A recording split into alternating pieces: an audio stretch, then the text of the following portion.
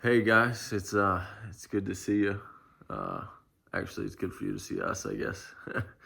We can't really see you right now, but we miss you guys, and just want to connect with you guys with a video again today. Beck's gonna share some announcements, and then I'm hoping to share a little bit out of Matthew with you guys. So, Awesome. Well, hey guys, hope you're doing good. Hope you're staying busy and doing your schoolwork and not messing with your parents too much and driving them crazy. So yeah, I just want to encourage you guys to keep watching the Wednesday night youth video. It's a live Facebook video, so you can tune in or go on Facebook and watch that Wednesday nights at 6 p.m. That's a lot of fun, so hopefully you've been doing that. And then, of course, we're going to continue to do these videos every Friday, but hopefully next week we could do a Zoom, and then we could all see each other. So if you don't have a Zoom account, go ahead and try to get one. They're really easy. And I think we can also just send you an invite, and then you just set it up. So we'll try to do that next Friday night. And then also, in a month or so, however long, when this is all over, we'll get together and we'll do something really fun, really special. We'll keep you posted on that. But it'll be good. It'll be awesome to get back together in person and hang out. So we miss you guys. Yeah. Miss playing games and having fun with you guys a lot, actually, on Fridays. So it's crazy how this was all kind of played out. But yeah, we definitely miss you guys, and we are really excited, and we're going to try to plan something fun to do together. So just be kind of excited for that. Before I get into the Bible study, I figured, Beck, do you want to share a couple of things of kind of what you spoke on last week? Maybe recap a little bit for them, kind of what you had spoke about. Yeah, awesome. Yeah, so if you watched last week, I talked about the Beatitudes, or the blessings of God, and just how sometimes the blessings of God are just different than what we would think, and ways that we can live blessed if we keep a heavenly perspective on life and kind of an eternal perspective. Then we can have true happiness. So we do that just by putting our faith and our trust in Jesus. And also we talked about being salt and being light, so being bold in our faith and shining bright for others to see Jesus through us. And that's even more important right now, with a lot of, this dark time that we're going through. That's even more important for us to encourage others and be a light for Jesus. Awesome. Yeah. So hopefully you guys watch that video. That'd be great. If not, I can send you or your parents that video. So just reach out. If you didn't see it, it was up on the website, but what I've been doing is just replacing them with the videos that you see now, updating them. So as you're watching this video, the other videos off our website now. So yeah, so let's get into a little bit of the word, just so you guys are still getting fed. Again, my goal in my heart was to just continue in Matthew, where we had started earlier on when we first started doing youth group. I just wanted to go through the book of Matthew, and then we started doing some of those videos because we had moved into the youth room and we had a TV, and so just kind of utilizing some of those things. And so now it's like a perfect opportunity to pick back up in Matthew, and that's what Beck did last week, and that's what I'm going to continue to do. And so we're going to look at Matthew 5:21 through 26. And the idea here is he's talking about anger.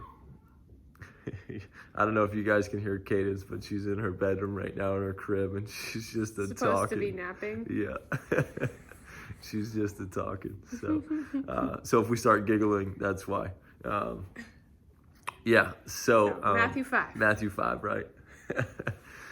So Jesus is talking about anger here, and why we shouldn't be angry, and what anger can really lead to. And so I just want to read this and go over a couple points, and hopefully this encourages you guys where you're at. You guys are isolated in your house. A lot of things have changed. You might be stuck with siblings. You might be stuck with your parents trying to teach something, and they did not go to college to teach you how to read or do math or any of those things. And so you might get frustrated with them, and maybe frustrated with a brother because you guys are just so close quarters right now in this quarantine. So so this is actually a perfect time to be talking about anger, right? To not be angry towards your mom and your dad or your brother, right? Just to walk in grace. I feel like when this whole quarantine thing kind of came up, the word was grace. Grace for our government, grace for our family, grace for the school teachers, grace for people who are working, for their bosses, because we are in uncharted waters, if you will. And so we're supposed to walk by grace. But that has nothing to do with what I'm going to teach you guys about today. Well, it kind of does, but yeah. So we're going to talk about anger anyways. And that's Matthew 21. So it says, "You have heard that it was said to those of old, you shall not murder, and whoever murders will be liable to judgment." So that's a 10 commandment. And Jesus is just reiterating that, you shall not murder. And then Jesus goes on to go beyond that teaching. And so he says, "But I say to you that everyone who is angry with his brother will be liable to judgment. Whoever insults his brother will be liable to counsel, and whoever says you fool will be liable to the hell of fire." And so that's verse 22. And so what he's saying here is like anger towards a brother, towards a friend, towards a family member. Jesus says you're going to be judged for that if you have this anger inside of you towards them.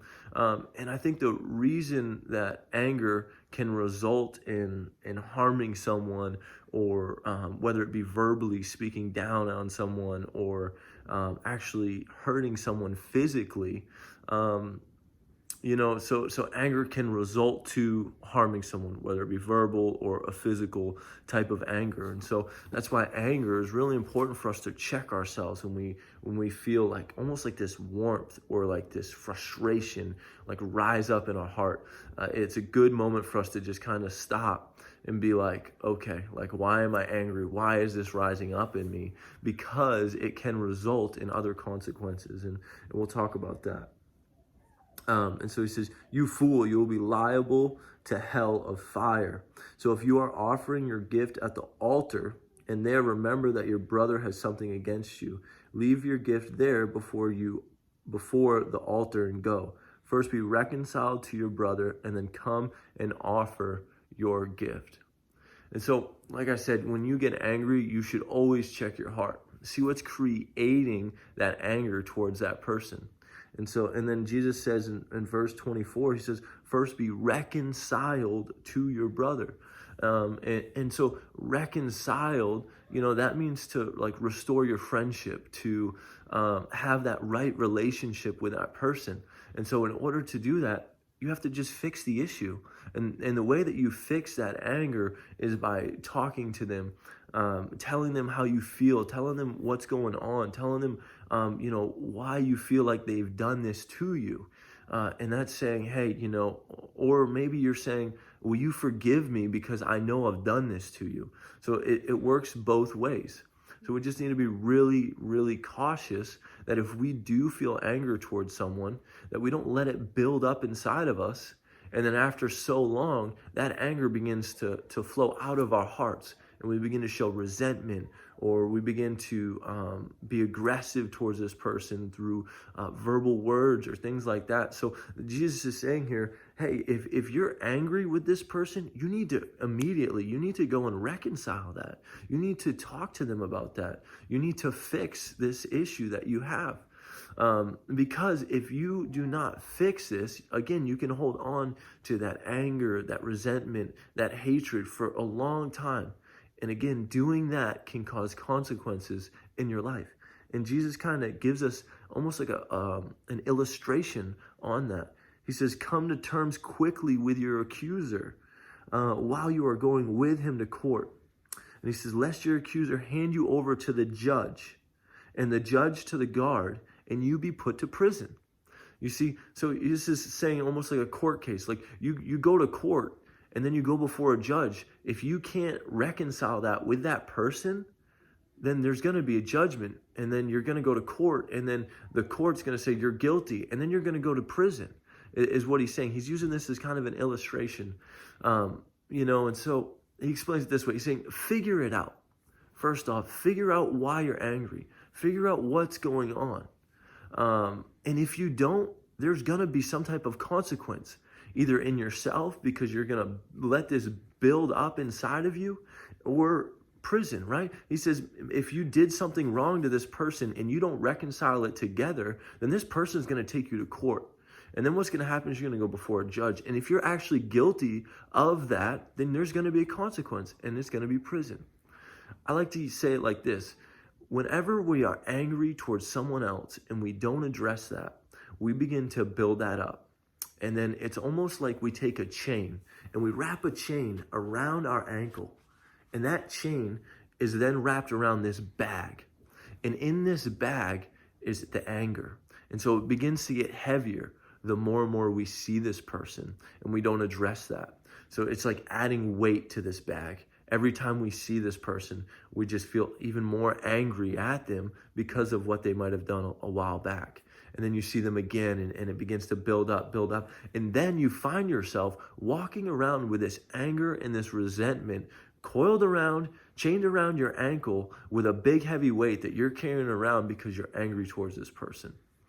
And there begins to be, again, consequences.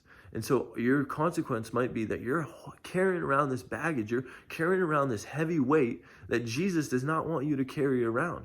And it begins to weigh you down. Maybe it might make you depressed. Maybe it might make you anxious. Maybe it might begin to have you do things that you would not normally do because you're so angry or so bitter towards this person and you feel this weight.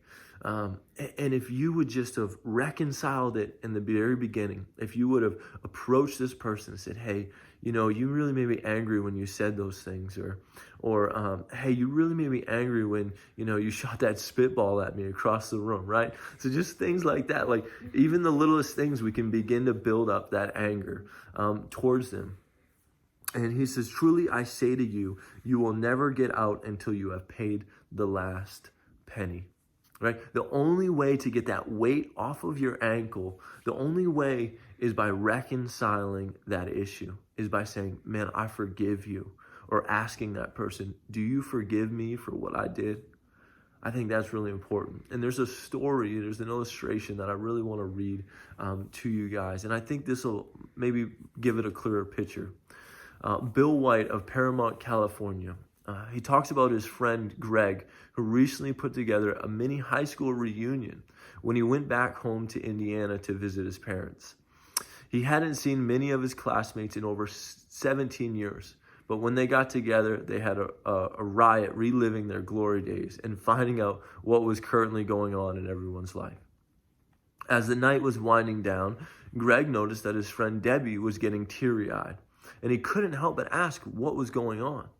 Through tears, she said, it's sad that there are some things you just can't forget. Certain that something spiritual was going on, Greg pressed Debbie about what she meant. Finally, she told him, in the second grade, 27 years previously, a girl named Karen had started the Debbie Haters Club. Debbie had never gotten over the pain of that, and she had never forgiven Karen. Knowing that Karen was at the reunion that night, Greg told Debbie she should talk to her. Debbie refused, but Greg insisted. In fact, Greg ended up orchestrating the effort toward reconciliation. When Karen was collecting her coat to leave the party, Greg pulled her aside into a separate room and asked her to wait for him to return. Then Greg went to get Debbie.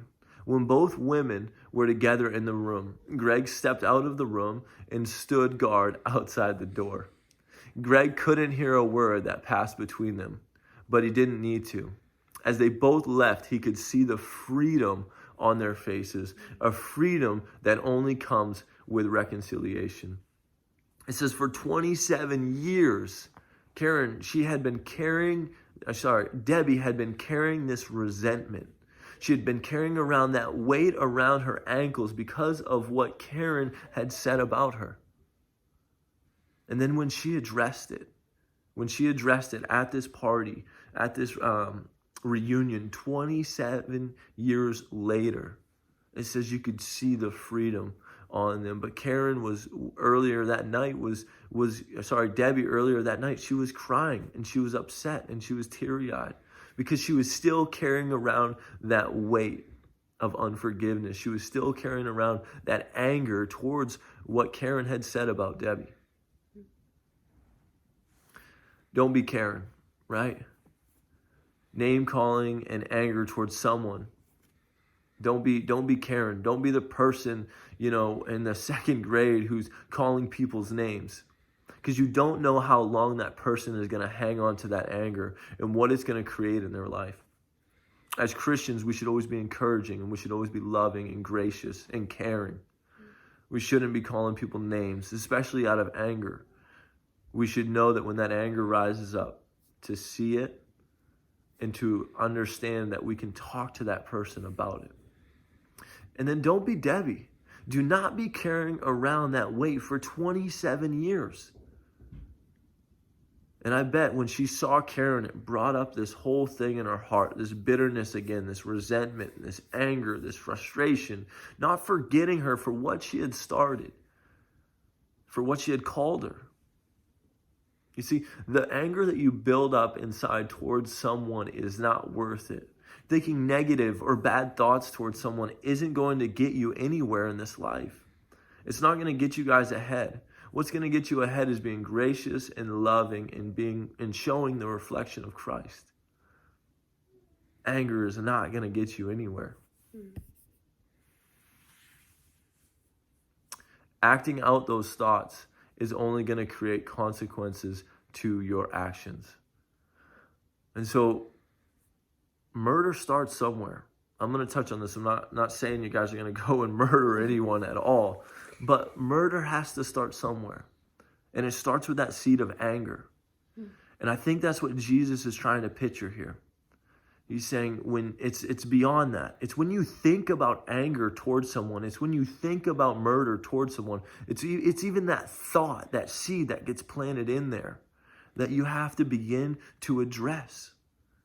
Otherwise, it begins to build up and build up and build up and build up. You want to do it with me? And build up and build up and build up, right? So it just begins to build up until you can't hold it inside anymore, and then you begin to act it out. And maybe it's not murder at first. Maybe at first it's just being aggressive towards that person. Maybe down the road when you're a boss or something like that, maybe you're so mad at your employee that you end up firing them and ruining their life just because of one thing they said or someone else said that reminded you of them. And so it can build up. And so we just need to be really cautious of that. We need to be very cautious of anger. Now, I'm not saying you guys are going to go and, that anger is going to lead to murder. Not at all. But what I am saying is it can lead to somebody like Debbie who carries around that hurt for a long time. Or someone like Karen whose actions whose words and actions and anger towards Debbie resulted in her being hurt for 27 years. So I think out of this whole thing, right, we can take that if you're angry towards someone, maybe if you've had a falling out, I want to encourage you guys, right now is the time.